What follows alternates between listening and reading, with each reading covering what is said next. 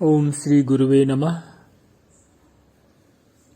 गीता तत्वालोक से ये व्याख्या मैं कर रहा हूँ। श्रीमद् भगवद गीता के 5वें अध्याय का 3रा श्लोक उड़िया बाबा की व्याख्या है। कह रहे हैं कि बाबा महोबाहो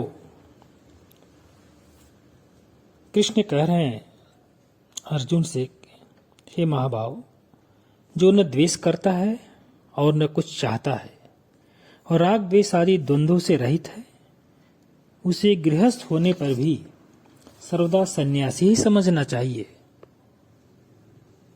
वह अनायास ही संसार के बंधन से मुक्त हो जाता है। यानी राग द्वेष ही द्वंद्व हैं। अतः जो कर्म करते हुए भी राग द्वेष से रहित है वह नित्य सन्यासी ही है। अर्थात जिसमें राग द्वेष न हो वह सन्यासी है। प्रश्न है कि क्या जो उदासीन वृत्ति से रहता है वह निर्द्वंद है? उत्तर है भगवान इसका कि वह निर्द्वंद नहीं है, क्योंकि उसका उदासीनता में राग है। जब उसकी वृत्ति उदासीनता से भिन्न होगी तो उसे दुख होगा। निर्द्वंद तो वह है जो दृष्टा रूप से स्थित है। वास्तव में दृष्टा ही निर्द्वंद है। अतः जब तक राग द्वेष है तब तक बोध नहीं होता।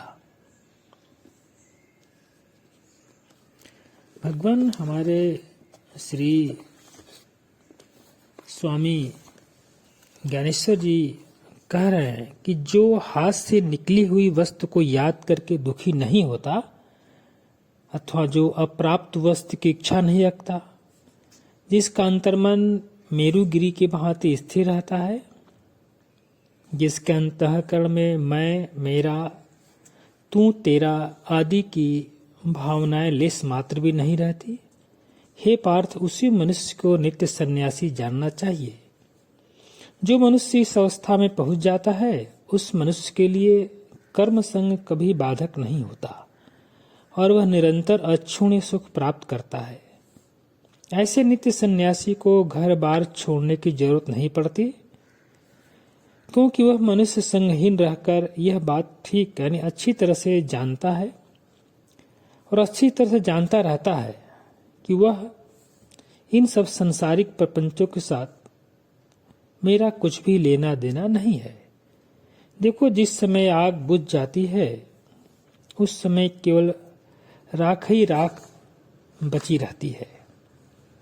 फिर वह राख बत्ती बनाते समय रुई के साथ रखी जा सकती है। अर्थात रुई में राख रखी जाए तो भी कुछ नहीं होता। इसी प्रकार संसार के उपाधियों में रहते हुए भी संकल्प विकल्प की आंच जिसकी बुद्धि को नहीं लगती वह कभी भी कर्म के बंधन में नहीं पड़ता। इसलिए जिस समय संकल्प विकल्प बंद हो जाते हैं उसी समय संन्यास की प्राप्ति होती है। इसलिए कर्म संन्यास और कर्म योग दोनों साथ साथ चलने वाले हैं। अर्थात फल की दृष्टि से दोनों एक ही हैं। भगवान श्रीमद् भगवद गीता में 3रे अध्याय में कर्मयोग का महत्व बता रहे हैं कि हे अर्जुन, जो पुरुष न किसी से द्वेष करता है और न किसी की आकांक्षा करता है वह कर्मयोगी सदा सन्यासी ही समझने योग्य है, क्योंकि राग द्वेष आदि द्वंद्वों से रहित पुरुष सुखपूर्वक संसार बंधन से मुक्त हो जाता है।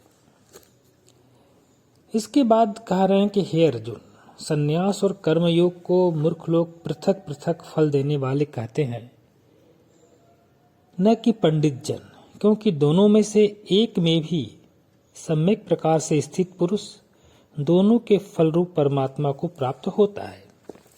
इस संबंध में हमारे उड़िया बाबा कह रहे हैं कि सांख्य और योग को अज्ञानी लोग ही अलग अलग बताते हैं, पंडित जन नहीं। इनमें से किसी एक में स्थित होने से अर्थात एक का अनुष्ठान करने से भी दोनों के फल की प्राप्ति हो जाती है। अर्थात सांख्य का फल जो तो मोक्ष है सांख्य का फल तो मोक्ष है ही, कर्मयोग का फल भी क्रम मुक्ति ही है। इसमें हमारे श्री संत ज्ञानेश्वर जी महाराज करके ही पार्थ। सामान्यतः जो लोग सर्वथा मूर्ख अज्ञानी होते हैं वे ज्ञान योग और कर्म योग की व्यवस्था भला कैसे समझ सकते हैं। वे अपने स्वाभाविक अज्ञान के कारण इन दोनों के एक दूसरे से पृथक समझते हैं। पर यदि वास्तविक दृष्टि से देखा जाए तो क्या कभी अलग अलग दीपकों के प्रकाश में कोई अंतर दृष्टि गोचर होता है? प्रश्नवाचक चिन्ह है यहाँ पर। जिन्होंने एक ही मार्ग का आचरण करके स्व अनुभव से आत्म रूप का तत्व भली भांति समझ लिया है, वे संन्यास और योग इन दोनों में कोई अंतर नहीं मानते। प्रणाम भगवान। ओम श्री गुरुवे नमः। ओम शांति शांति।